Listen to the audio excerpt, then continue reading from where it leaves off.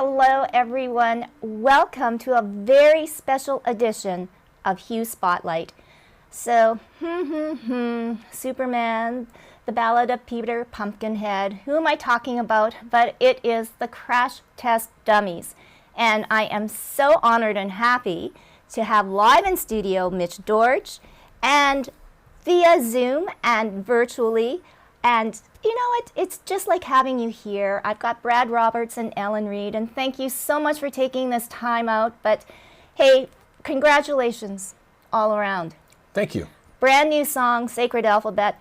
But more than that, your music is more alive and more relevant than ever before. So since you're here live, Mitch, you can start the conversation.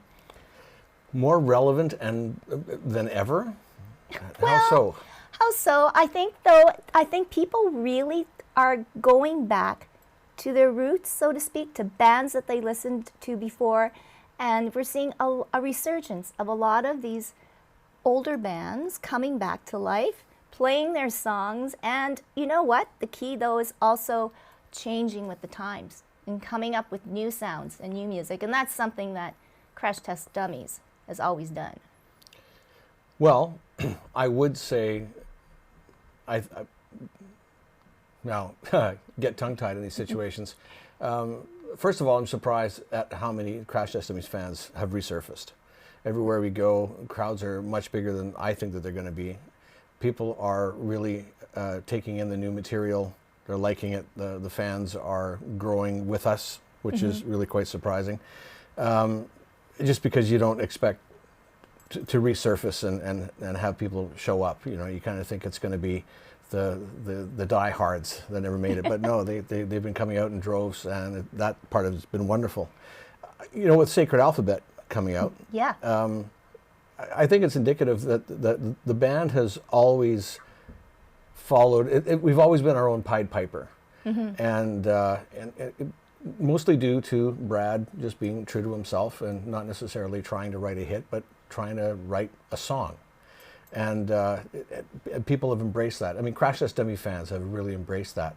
I've been really busy, and I haven't been able to keep my ear to the ground in terms of how the tune is doing streaming and Spotify and getting into playlists and everything else. But from what I understand, the fans have been really soaking it up. I think Ellen would be more up to date with what's going on. All right, Ellen, you can jump in and you can give us all the social media lowdown. Well, I haven't checked the numbers today, but as from what I understand, and I don't know what good numbers are, but what from the young people tell me, we're doing really well. We're getting lots of good streams, getting added to a lot of playlists. So it's all been very positive response. Oh, amazing. Okay, Brad, the secret, although you'll probably never tell us the answer, but through all of these years, and I'm thinking the music is multi-generational now. Am I wrong? For Crash Test Dummies. Yeah, you're exactly right. As a matter of fact, at our shows, we have three streams of people. We have original fans, and then we have their kids, and then we have their kids. So it's three generations, and it's quite nice to see. Well, and you know, maybe we can talk about this, because this has come up, multi-generational music. And beforehand, it was, you know, no, I want to make the sound that is now, that is popular. Ellen, how do you feel about that? And I think that it must bring a different sort of energy to your shows, right? If you think about when the band was at its height, right? And there is one sort of demographic of fan in the audience. Well, it's much different now. We're playing very different venues, but you know, when back in the day, we played huge venues, but a big chunk of those people were coming to hear one song. Now we're playing smaller venues, and our fans know the words to every song, even the new ones. So I wouldn't go as far to say quality over quantity, because a fan is a fan, but it's a very different. There's more engagement there, you know, they're definitely more into it. So it's a lot more rewarding in a way. Yeah. So Mitch, you've been on tour now, back again. Is it the same, or is it I mean, obviously the audience is different. I mean, even for yourself, though, getting back into the game. I wouldn't say so much the same, because we're not dealing with a lot of the elements that we had to deal with before. Before, we had record companies that were wanting to know where we were, what we were doing. They were crunching numbers, the size of venues. We were dealing so much with outside promoters, like just the whole machine itself. And now it's less of a machine and more of a, I would say, a luxury tour bus. But it's not a luxury tour bus. It's a Toyota Sienna, and we all fit in it. But you know, we're playing every night, and we're not stressed from dealing with the machine all day long or all week long, which is fabulous. And when we take the stage, we're able to deal with our fans because they're there, as Ellen said, not to hear the one song, but they want to hear all the songs. And it always surprises me that they're shouting for songs that we're not playing.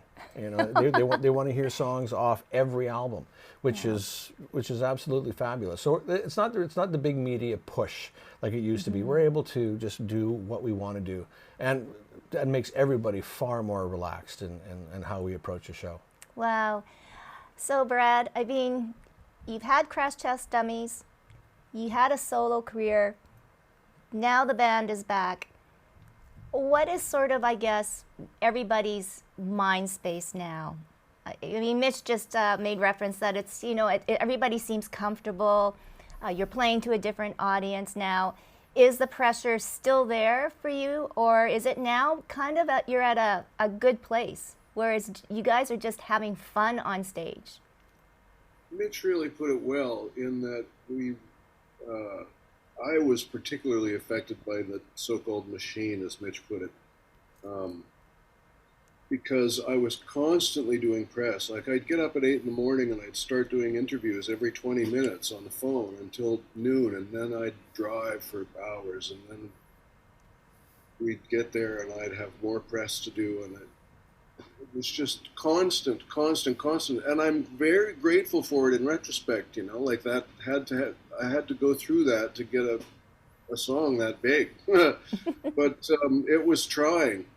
And now when we go on the road, it's just such a different vibe altogether. It's exactly like Mitch spoke of.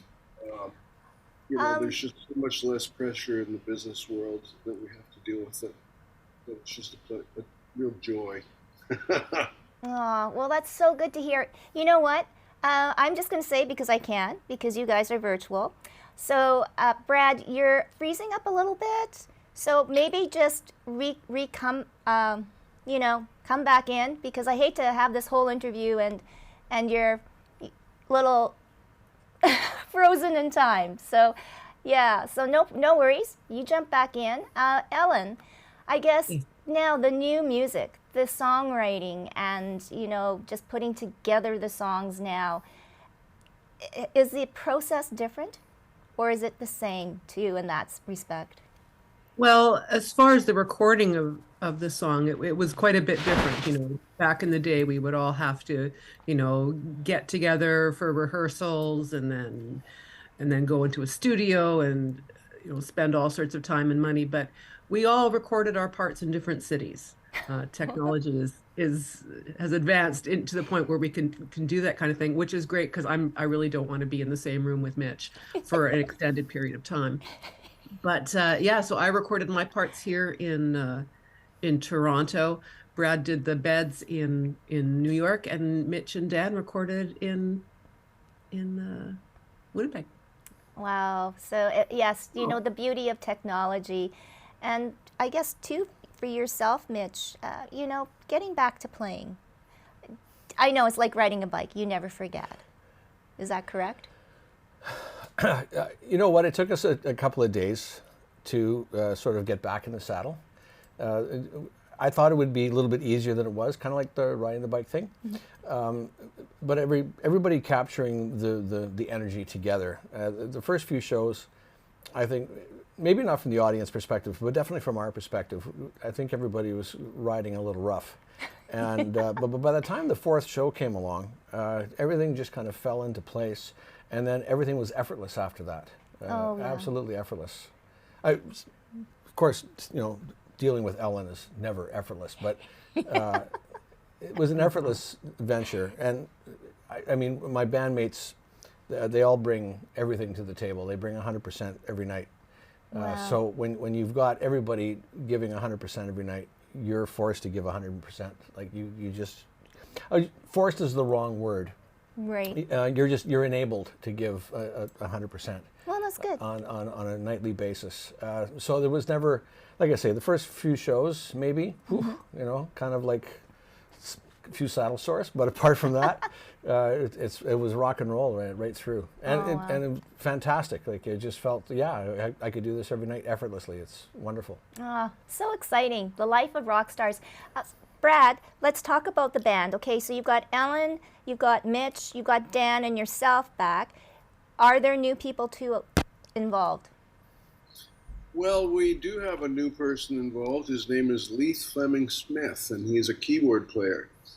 And I can't say enough good things about this guy. We hit the road with him for the first time recently, and in the first song, he got a standing freaking ovation for the solo that we played. It couldn't have been a more warm recommendation to the band than to have his first night go like that. He's just tremendous. Wow. And so I'm really happy to have him. We also have on board Stuart Cameron. Cameron plays guitar, but he's been with us for quite a bit longer. Leith is the new kid on the block. Well, you know what? It's so nice, though, to introduce new people to work with you guys. And I think, too, we were just talking about the new music, Brad, and I guess your process now for songwriting, that has changed or no?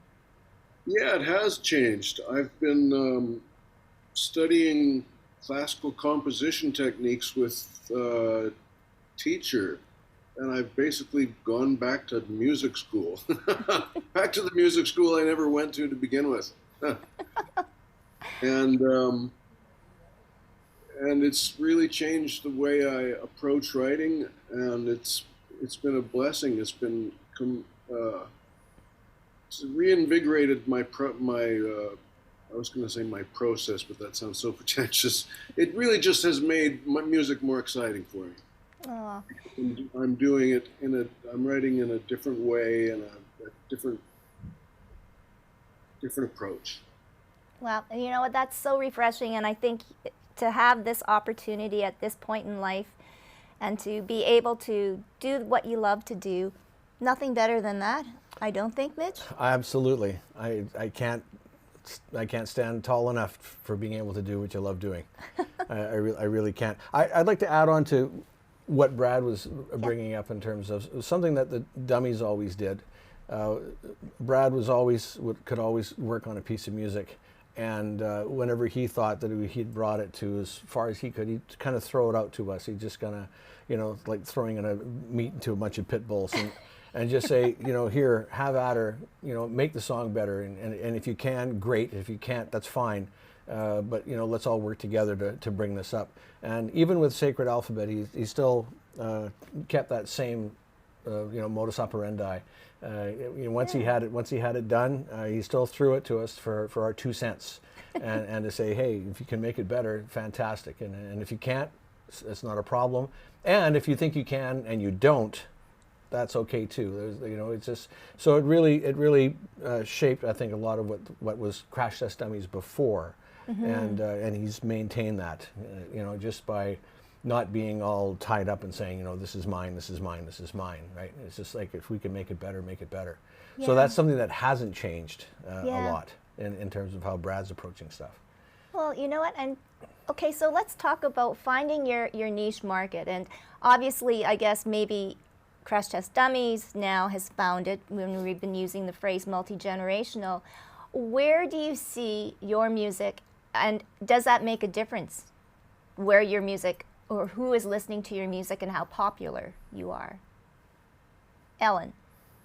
I think at this stage in the game, I don't think we have any illusions about, filling stadiums. At least I don't know about you guys, but And I don't think that that's necessarily a negative thing. I think I think we're just very lucky to be able to go out again and play to the people who want to come. Um, like I said, quality over quantity. You know, I'd Yeah. rather have a room of 500 people singing along to every song than to play to 5,000 where half of them are in the back drinking and talking to each other. Oh, yeah, aren't we used to that? Brad, how do you feel? And you know, is fame that important anymore? Well, I had certainly had my day in the sun as far as fame went. And it was a decidedly mixed experience, I have to say. I mean, I was extremely grateful and happy, and but it was also a real pain. Like it became difficult to live in my hometown, for example, because I couldn't go anywhere without being recognized, and I was kind of hounded. Couldn't really go out for dinner. People just sit down at the table and start talking to me. Which is fine, but when you're on a date or out with your family or something, you kind of want to have a little me time. No So doubt. I ended up moving, but that wasn't a bad thing either. And if I hadn't got so famous, I wouldn't have been able to move to New York City. And if I hadn't moved to New York City, I wouldn't have met my beautiful wife. There you go. There you go.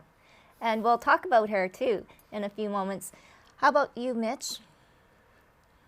Are you talking about? Oh yeah. Sorry, rock star again. I got rock taken star. by Ellen's cat. Oh yes. Oh yeah, Ellen's cat will be joining the tour too as well. Yes, she will. Yes. Yeah. I mean, yeah. So where do you want to be right now? Like as far as your personal goals or whatever with the band. Well, as far as the band goes, I think what we're doing is wonderful. We're playing anywhere between 600 and 1,600 seat theaters. People are coming out, and as Ellen says, like they all know the songs, and they're there because they want to see the band, and the band is there because we want to play, and we want to give them what we do, and that's great. I mean, every night we finish a show, and I feel good. I'm not worried about album sales. I'm not worried about all those kinds of things that go with it. Right. I'm really happy that we're able to play. And Ellen generally acknowledges to our audience every night how full of gratitude that we are that we do get to go out and play, and that people are still coming out to shows. And sometimes those shows are like 9 o'clock. I know. That's close to bedtime. Yeah, wasn't there sort of a suggestion? I think it was Jamie Lee Curtis that suggested concerts start like in the afternoon. Yeah. So then you're done by dinner time, and then you could go out after for a nice dinner and talk about the show that you just experienced. So there might be something into that. Yeah. For us baby boomers that need. Yeah, Ellen would be great with it. Yeah. She's got a cross stitching thing that she needs to do, and when she's able to do that, then life is grand. Okay. But you know what? Just in terms of like what do I want? I think what we're doing is perfect. Because the other side of it too is if we started playing larger venues, we started doing all these things, then there's a whole ton of stuff that comes with that too. Yeah. And this is kind of like us playing in our living room every night, and it's wonderful. Yeah. And I have to acknowledge that I think we now, right now in this last tour, between Stuart and Leith and Wayne O'Connor, which works our front of house, and Devin, who's new to the band in terms of looking after our monitors and everything else.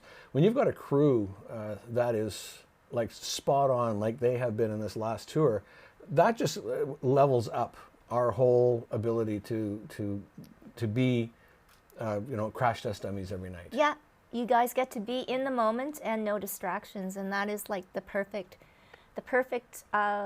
opportunity, and to enjoy that is just so good. Okay, so Sacred Alphabet, we're going to premiere the lyric video, which is unbelievable. Brad, I'm going to let you talk about the story behind the song. I'm not going to say anything about it because, like, it's crash test dummies. True and true. It's totally, it shocked me.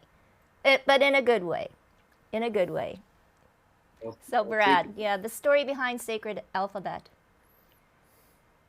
Well, the Sacred Alphabet is deals with what the universe was like before there was language, which is kind of an insane topic for a lyric, but it seems to work. And I've always been interested in the history of ideas, and I hadn't really been able to put it into lyrical form until this song came along, and it's kind of opened a vein. I'm now writing another one that is a companion piece. But Cool. as you mentioned, the lyric video is kind of nice because it's all about the lyrics on the video, and yet the video looks so beautiful, I thought. Mm-hmm. And why is that? And that would be because my lovely wife did the artwork for it. She did the artwork for our album cover, and then that got turned into video material. And she had done the artwork in layers, so they were able to separate out different visual elements and recombine them and put them into motion, and took basically what was a static image and made a video out of it. I was very impressed. Well, it is totally gorgeous, and it just works so well with the song. Before we go, though, I guess parting words.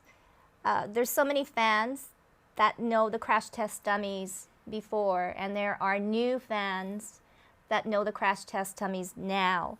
What would you like to say to all of the folks out there right now as far as, even trying, come out and see us for the first time? Or you might have heard this song, but we've got so many new ones to be heard. So Ellen, I'll let you. What would I say to potential new fans? Well, you pretty much, hit the nail on the head. If I think if you like our old stuff, you're going to like anything new that we have to come. And as far as luring new fans to us, I don't know how you do that. I mean, I don't know why we got successful in the first place. It was kind of lucky, but well, we're just lucky to have the fans we have. We're lucky that people in Winnipeg supported us early on. We're lucky that we had good people at our record company. We're lucky that we got played on radio in key markets. How to lure new people, or entice new people to hear it, I don't know. We don't have that big machine anymore. I don't know. Just come and see us. It's fun. Yeah. You'll know come and look at the old people on stage. Have a giggle. How about you, Brad? I think Ellen's exactly right. And that's my take on it. Okay. I do think she's right. We're not about to make new fans except for the ones that we've made just sort of through osmosis by being passed down through families and friends. We do have this new song out. Whether or not that's going to gain us any new fans or not is a good question. It may just feed the existing fan base. I really have no idea. But fortunately, I don't have to worry about these things anymore because we have this more or less built-in audience, and we are able to do our thing with. Wow, that is just so wonderful to hear, and know that you will still be doing new music. Mitch, what are the plans for 2023 for Crash Test Dummies? 2023. Well, I think the first plan would be to get through 2020. Well, we are in 2023, aren't we? I thought you were going jumping up a year. I think we've got a wonderful Christmas tour coming up. And that's going to be at the end of November and into December. Okay. And I'm really looking forward to doing that because we're going to be doing a lot of stuff that we actually haven't done as a tour, as a band before. Cool. So that's going to be quite thrilling. And I think that all of our Crash Test Dummy fans, especially those dates are all in Canada. So A Winnipeg stop? Winnipeg's the last one. Okay. I think on December 22nd, I think is the last one. The fact I remember a date is incredible. If it wouldn't have been, I have to say, if it wouldn't have been for Ellen, I might not have made it here today. Probably. Thank you, Ellen. Thank you. Yes. Yeah. But if you don't mind, I'd like to go back one and chime in on what they've already chimed in about, and that I think anybody that saw us on the last tour, with what Leith brings to the band, what Stuart brings to the band is very relaxed. We've never been like the dance band. We've never been the big show band. We've never been that. And right now the band is a lot of fun. And I honestly, I do believe that anybody who's been to the shows that we've done, say in the last tour, those people are looking forward to us coming back. And I think that those people are going to tell other people. And, you know, if everybody tells two friends, that's how our fan base is likely to grow, if it does, because we really are having a lot of fun. I see more smiles out of my bandmates on this last tour than I have in the last year of touring. You know, we've really got the right combination of people doing the right thing, which is absolutely wonderful. Now, is that going to translate into the Christmas tour? I don't know. What do you think? What do you think, guys? I think. As long as you smarten up, we'll be okay, George. And on that note, well, we can hardly wait till December 22nd to have the Crash Test Dummies back here. Let's make sure that the show is sold out. Maybe let's make it, you know what, if it holds 1,601, so we can just prove Ellen wrong that you can play to a large show. Oh, but thank you to all of you for joining us here. We love you. Continue on. Congratulations. And folks, here it is, Sacred Alphabet, the lyric video. Watch it. And you know what? I'm going to lay bets. It will make you think. Thank you so much for joining us here on Hue Spotlight, and we'll see you next time. Thanks for having us.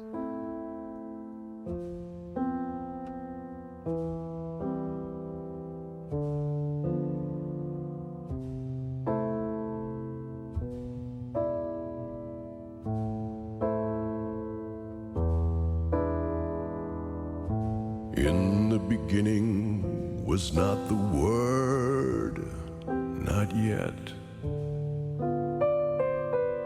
There was no sacred alphabet,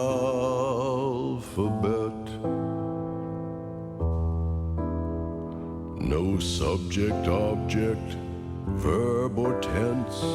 Sound had not been enslaved to sense.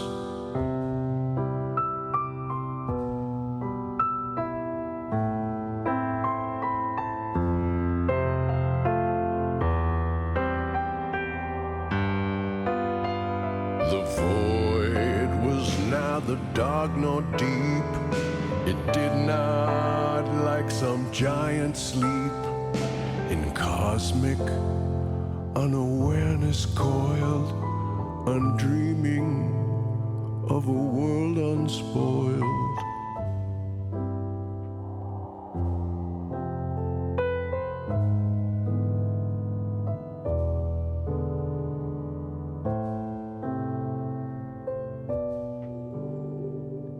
No melody did gently wake this giant, nor did his soul take the shape of song heard in his dreams, so making real what merely seems.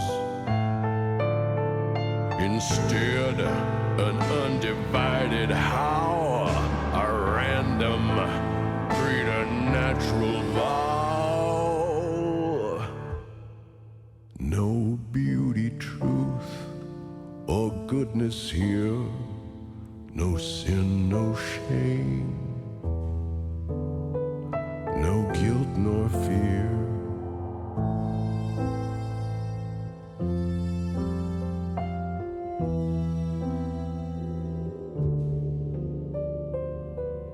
There was no sacred alphabet.